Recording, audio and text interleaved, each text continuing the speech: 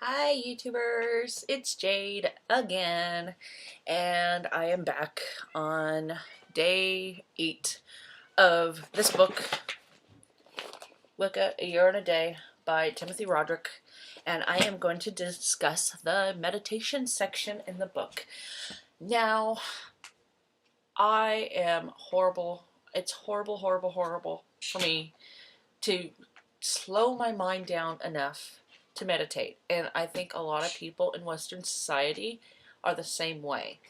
And there's a couple different methods. There's the Eastern method of meditation, and there's the Western method of meditation. And basically, this day was geared towards finding out what method works best for you. And I'm going to read a little bit from the book.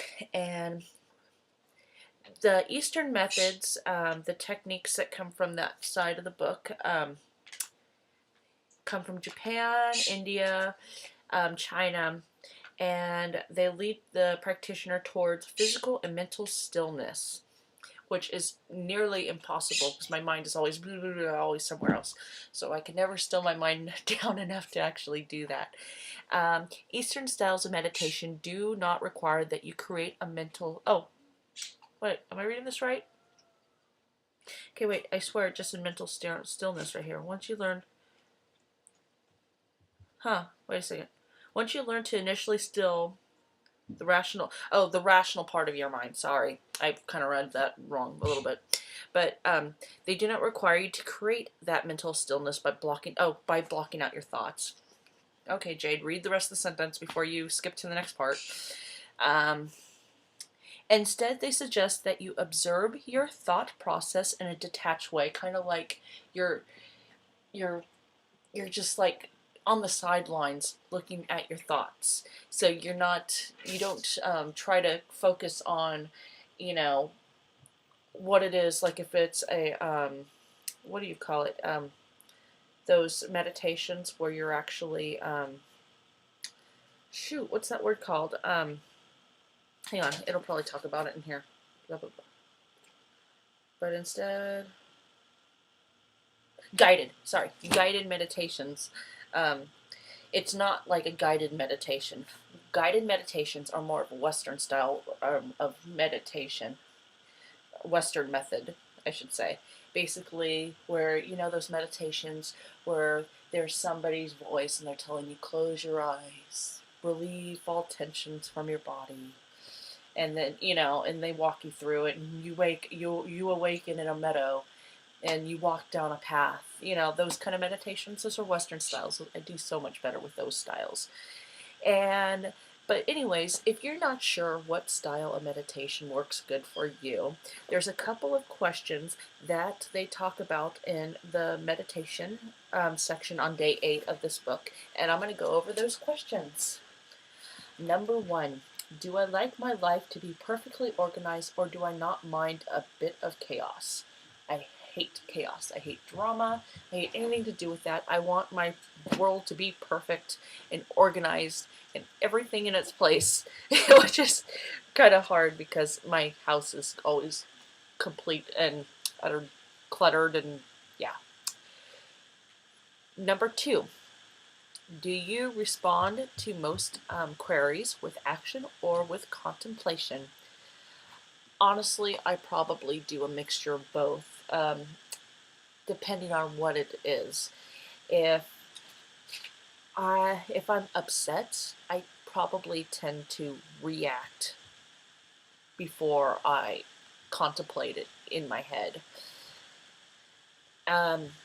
I try, and actually it's something that I've been working on really hard this year. Is just, working on me and being a better me, being the me I want to be.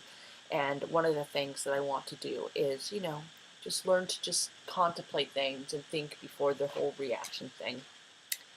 Number 3, are you active and mobile or laid back and sedate? I'm actually kind of both. I'm lately probably more active, just like kind of bouncing all over the place. And but I do get laid back. I have my moments where I'm just kind of chilled out and just go with the flow. Number 4. Does every question have a definite logical answer, or do you think that some questions could beget more questions?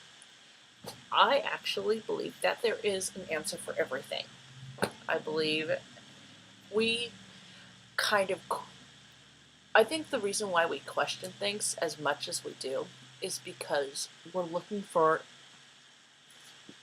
an answer that probably doesn't exist, if that makes any sense. And basically, we make things a lot harder than it should be. You know, things could be so much easier. You know, I think that's why I believe everything. There's an answer to every question. It just depends on whether you want to believe that answer or not. You know, or and maybe not complicate it, not overly complicate the answer.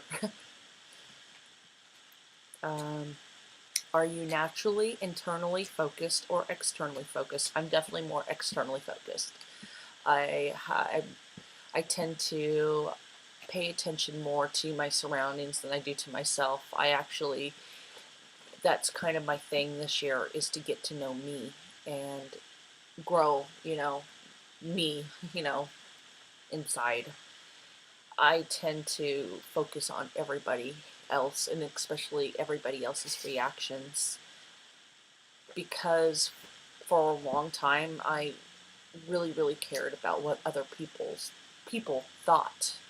My biggest fear was being judged, and I've learned to let that go, and it's actually quite liberating, just being able to let it go. It's actually wonderful. I'm a lot less stressed, and I'm a lot more happy. I'm a happier person, I should say. Um, are you naturally patient or not? I am naturally not patient. I hate to wait for anything, and